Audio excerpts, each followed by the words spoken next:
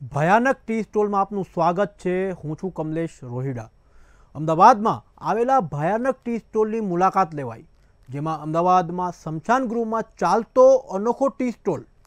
ભયાનક નામવાળી ચાની લોકો માણે છે ચુસ્કી। ચુડેલ ચા, તાંત્રિક ચા જેવા આપ્યા છે ભયાનક નામ। ડાકણ ચા, ભૂત ચા, મળદા ચા, વીરાન ચા જેવા નામો ફેમસ છે। અહીંની સ્પેશિયલ પ્રેતાત્મા ચા લોકોના ભૂતિયા નામોવાળી ચાની માણે છે ચુસ્કી। તેમજ અલગ અલગ ફ્લેવરની ચા લોકોમાં બન્યું છે આકર્ષણનું કેન્દ્ર। લોકોમાં આકર્ષણનું કેન્દ્ર બનેલો ટી સ્ટોલ મુલાકાત અમદાવાદમાં સરદારનગર વિસ્તારમાં આવેલ છે। આ ટી સ્ટોલ અમદાવાદના આ સ્પેશિયલ ટી સ્ટોલની વાત કરીએ તો સ્થળનું નામ જાણીને પણ તમને ખૂબ નવાઈ લાગશે। અમદાવાદમાં સરદારનગર વિસ્તારમાં આવેલા ભદ્રેશ્વર સ્મશાનમાં આ ટી સ્ટોલ ચાલે છે। લોકોનું આકર્ષણનું કેન્દ્ર બન્યું છે કેમ કે તેનું નામ છે ભયાનક ટી સ્ટોલ। અહીં લોકોને મળે છે ચુડેલ ચા, તાંત્રિક ચા, ડાકણ ચા, ભૂત ચા, મળદા ચા, વીરાના ચા, જેને પીવાનો લોકોને આનંદ પણ આવે છે। તેના વિવિધ વિસ્તારોમાં આવેલા ટી સ્ટોલનું આગવું મહત્વ ધરાવે છે। ચાની ચુસ્કી વિના અમદાવાદીઓના જાણે તમામ કામ અધૂરા રહે છે। અમદાવાદના કોઈ પણ વિસ્તારમાં જશો તમને ચાની ટપરી અવશ્ય મળી આવશે। તેમાં પણ કેટલીક ટપરી ચા તો ખૂબ જ પ્રખ્યાત પણ હોય છે। ત્યારે અમદાવાદના સરદારનગરમાં આવેલો એક ટી સ્ટોલ પણ લોકોનું આકર્ષણનું કેન્દ્ર બન્યું છે કેમ કે તેનું નામ છે ભયાનક ટી સ્ટોલ।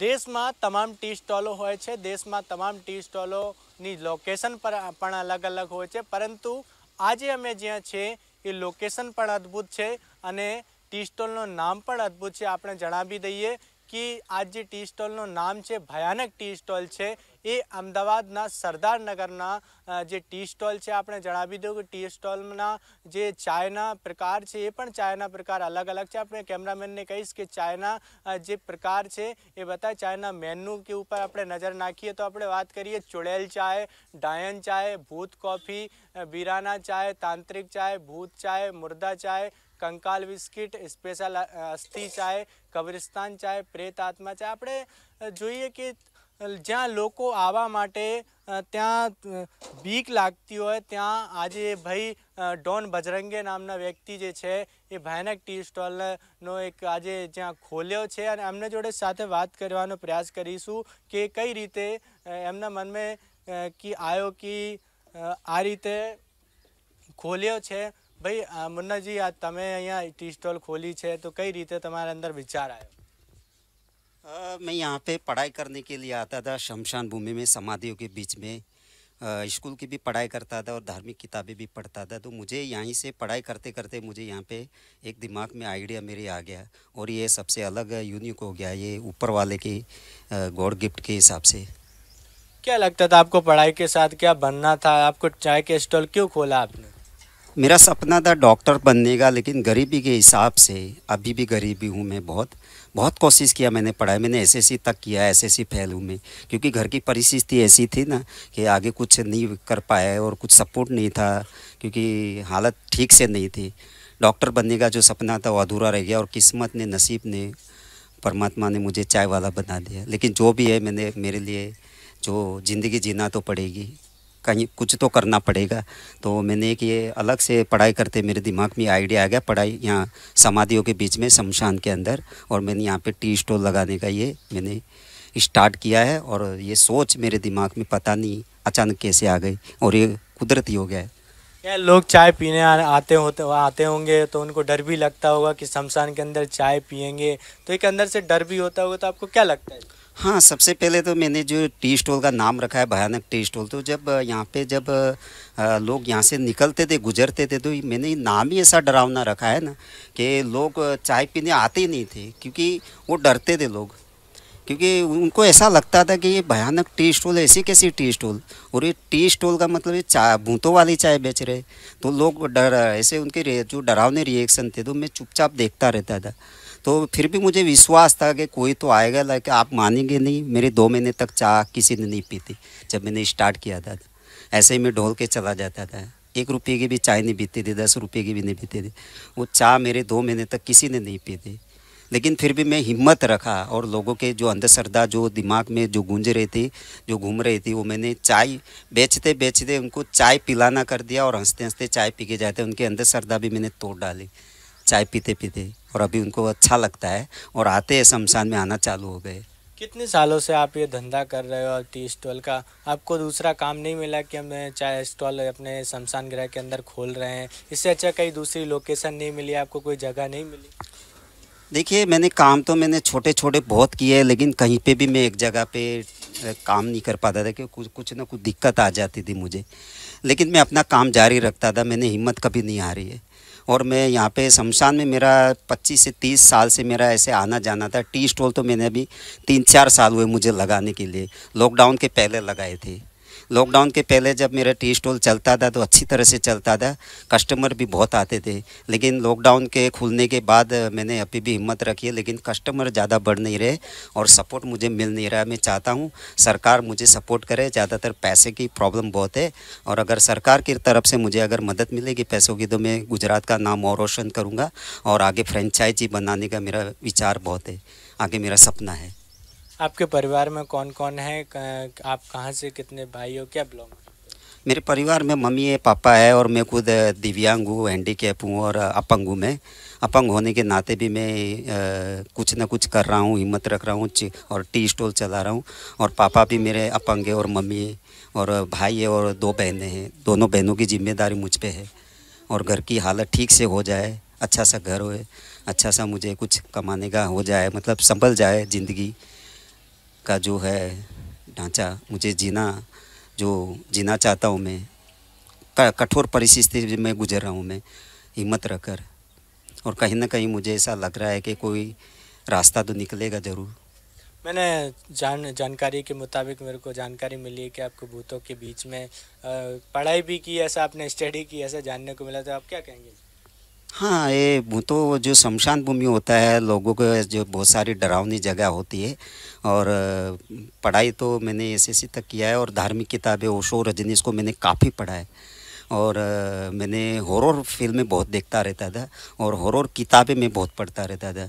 तो मेरा इंटरेस्ट था उसमें, और उसके हिसाब से भी मुझे ये नाम मुझे पसंद आया। मेरे दिमाग में बहुत सारे नाम घूम रहे थे, लेकिन ये नाम मैंने कभी आज तक कभी गुजरात में या कहीं पे भी मार्केट में या कहीं पे भी आप लोगों ने भी नहीं सुना है, अगर ना ही कभी किसी ने देखा होगा। तो मेरे दिमाग में ये घूमता रहा, और अचानक मेरे अंतरात्मा से आवाज़ आई, और मैंने ये नाम रखा। तो अच्छा लगा मुझे भी, और लोगों को भी पसंद आ रहा है, और आते हैं कुछ थोड़े बहुत कस्टमर चाय पीने के लिए, और अभी भी मेरा बहुत कुछ सपना है बाकी का। यहाँ आने में कस्टमर को डर नहीं लगता है? जी, डर नहीं लगता है कस्टमर को? हाँ, ऐसे देख स्टार्ट में तो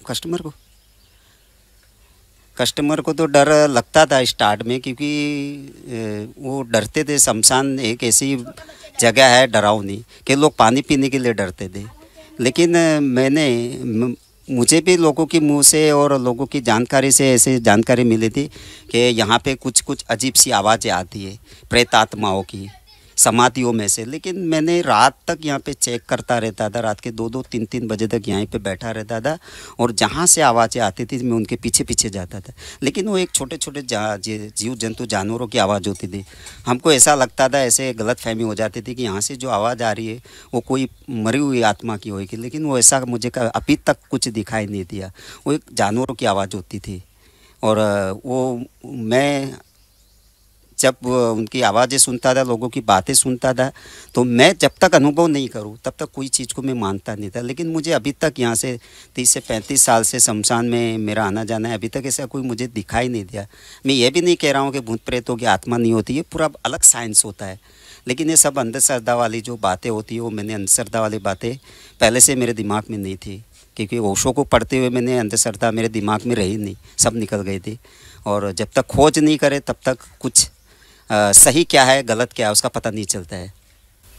મુન્ના બજરંગે ડોનની તરફથી આપણે જણાયો જેની એ કેટલી છે જણાવે છે કે પોતાના પરિવારને ગુજારણ કરવા માટે આજે જે ટી સ્ટોલ એને ખોલી છે, એ ટી સ્ટોલ એને પોતે પણ વિકલાંગ છે, એના પિતા પણ વિકલાંગ છે। સરકારને સાથે એક એની માંગણી પણ છે કે એને સારી રીતે રોજગાર પણ મળે।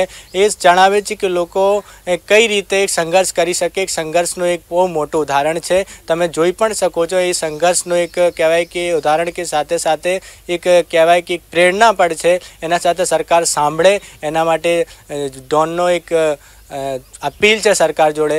कैमरामैन मुकेश ने साथ शिवांशु सिंह, KTV न्यूज़, अहमदाबाद।